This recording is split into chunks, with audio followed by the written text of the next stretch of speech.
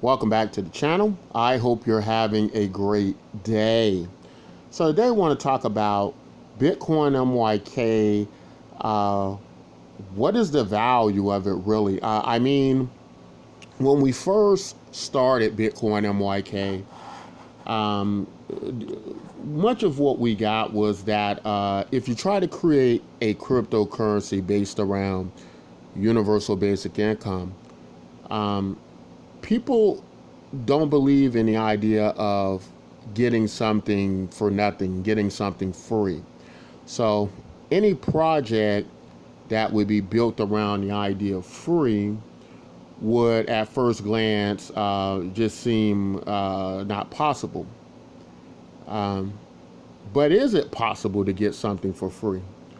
Well, let's consider asking ourselves the question.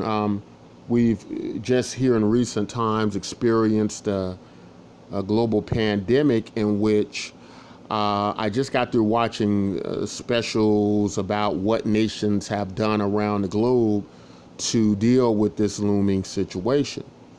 And what we hear about a lot is a great deal of business and companies getting billions of dollars for free to assist in this global pandemic. Now, uh, those companies and those businesses got that money for free. And some of them, as the documentary brought out, they got that money and they weren't supposed to get it. So they improperly got it in some cases. And um, some people were noble enough to send money back that they weren't supposed to get. And some are under no legal requirement or obligation to send back the money. So if they decide to keep millions upon billions of dollars, they could, and there would be no legal recourse against them. So some people would still extend that further and say, well, that's not really something for nothing, because what would need to happen is the taxpayer somewhere down the road would still have to pay those funds back. And in some cases, they would be correct, unless there are situations where the value itself gets offset to the point it gets offset outside of human production. And where do we see that at? We see those in the areas of data, robotics, and artificial intelligence. As to say, if there were once 100 men doing production and work of 100 people, and then they were paying taxes back to the government on that, if one robot were to come in and now does the work of those 100 men, there would be wealth created out of that robot now taking on that labor and that labor output and freeing up the humans, right? So now you would have a surplus somewhere, you would have an asset. And we can go deeper, take deep dives into exactly some of the concepts within that, but I think you get the gist of what's being said here. So the bottom line is there actually may exist an idea of getting something for nothing, to where that doesn't come back on taxpayers or consumers to some degree. Now, the reason I'm saying all that is I'm saying all that to say this, that according here to site indices, the BitcoinMYK.com platform right now has a value of over $51,000. Now, prior to that, I think it was last month, it was close to around $100,000, but the Alexa rankings were close to about 3 million, right? So we see some changes here, and I'm going to explain a little bit why those changes might have occurred.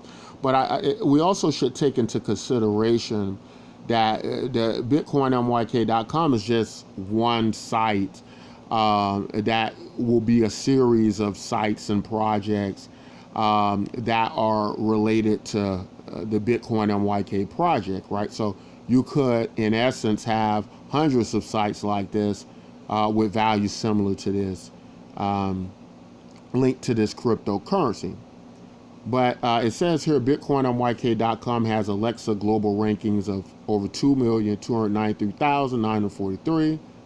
has an estimated worth of about $51,981, and it's getting about 1,356 unique visitors a day, right? So it's also important to keep in mind the vastness of the Bitcoin MYK project. That's not including any what might be any equity in the token itself, the value that's moving on the blockchains and exchanges and so on and so forth. You know, as many in cryptocurrency know how this goes. But it just shows, I think the point that's being made here is that it just shows that an idea conceptually thought to be free and receiving as free cryptocurrency can have value. How much value can it have? Well, let's consider that universal basic income, especially under these global circumstances where we might be in a global situation where half of all the planet's resources is owned and controlled by only about 1% of the inhabitants. Now, that should stop us in our tracks right now and let us know something is wrong. Let us know that the systems we believe that are working probably aren't working, right? Or certainly that they could do a lot better. I think we could all rest at that point at least. But when you consider so many people control so little resources, you find that a lot of people go through life living paycheck to paycheck, barely making the ends meet. Perhaps some of you listening to this video might know and understand that if you miss one paycheck coming up on Friday, it would be a wrap for you, right? That you wouldn't be able to function. And that is a problem, right? So that brings up the idea, how many people would be or would welcome the idea of universal basic income if they really believe that value could come out of somewhere other than people, other than higher taxation, and that how many people would opt for it? So would it be safe to say about half the globe? Let's be conservative. Let's say 50%. I believe those are the numbers in the United States. But what are the realistic numbers?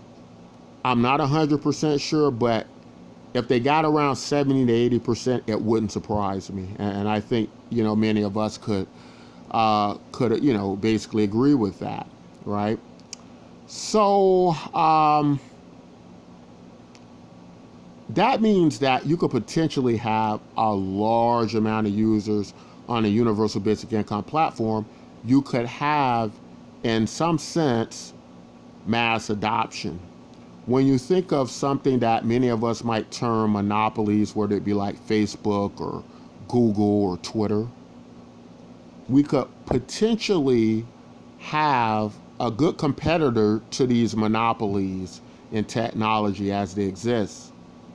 And I can only think of something like this in a social network format that could probably achieve that with a universal basic income project. Now, there's a lot more to the Bitcoin MYK project, but right now we're just dealing with this particular video about how such systems can gain value. So as we said earlier, last month the value was around 100,000. Again, this is just for the site itself. This isn't including multiple sites that exist in the project. This isn't including the transference of the cryptocurrency and so on and so forth, right? So there's a lot of things left out of this valuation. So in essence, we're talking about something that should be valued a lot more higher than this. Now, at what point does this become a multi-million-dollar project where we're seeing things like that? Now, no one can really tell 100%, but I'm just going to take a guess here and saying that the value reached over 100,000 last month just on this one platform, that one site. You know, that by end of the year, it wouldn't surprise me if it went to millions of dollars. That's just my guesstimate. But one thing that is clear and one thing that seems to be working is that Metcalfes Law is in full effect. And if you don't know what Metcalfes Law is all about, it is an equation that says the bigger a network, the more valuable it's going to become by default. The more connections to that network, right? And connections aren't just node or computer servers, but the connections could be the actual site users, accounts, and people, right? That counts as a connection under Metcalfes Law as well. So this is how Bitcoin MYK has managed to go from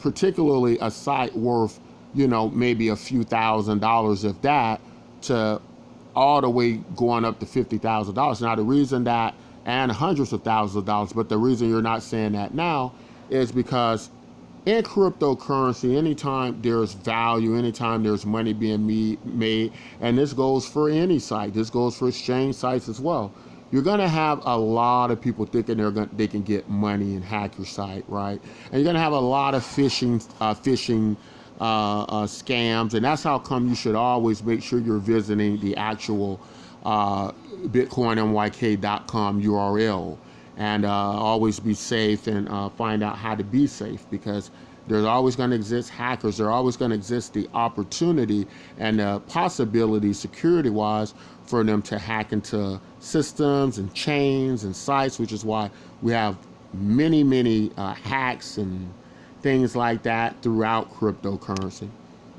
throughout monetary sites. But the security on Bitcoin MYK, I can assure you now, is top notch, and that some of the data that gets pushed around on various servers and search engines, some of this data is you should consider that it is outdated. But as long as Bitcoin MYK continues to do this, I don't think we're far from seeing the value of the site, of the platform itself, being worth millions upon millions of dollars. What I think one has to also keep into consideration is that what we've seen in cryptocurrency, a lot of the pyramid, Ponzi scheme, hype cycles, pump and dumps, and bubbles, don't actually speak to the intrinsic value of a project or the value overall of a project, right? So you can have these hype cycles, but what you really need to be looking at is the plan for that project, how it's going to get all these people, why is it going to get all these people, how is it going to work? And when those questions get scrutinized and asked, they come up short, or they're very niche, right? They might be doing one particular thing in one particular area. Now, what happens when you're in a project that does one thing, that's this kind of one-trick pony type thing? Well, it kind of caps itself to the value it can grow. I was having a conversation earlier about such projects that just do one particular thing, right? Now, we know gaming sites can do very well, but the reality of the situation is there are only going to be so many people that like a certain game, right? And so whether that's 50 million users or 100 million users, that's going to be your cap. Something like universal basic income, with so much of the world's wealth being controlled by such a small percentile of people, with us possibly heading into recession areas and uncertain economies, Great Depression areas, it is, not unfathomable to see like 90% of the world want universal basic income, and maybe like 10% of the globe saying, hey, we don't need it, right? It is estimated over the next 5-10 years, 47% of very important common jobs will be gone. And who makes up these common jobs? Most people we know, most of the population, right? These are people going to be out of jobs. And I think it's a bit outrageous and unrealistic to say these people will become computer programmers. So they're going to need the use of something like universal basic income that's going to be able to facilitate money transference where it needs it, so our civilization doesn't fall, right? But that's all I want to say in this video. Tell me if you think that sounds like a good idea under Metcalfes Law to grow a network exponentially that serves a purpose, that serves the people, that serves them in the means of a currency to move economic prosperity to them through velocity of money, and through robotics revolutions and artificial intelligences, those tasks and that labor output be passed on to them. All right.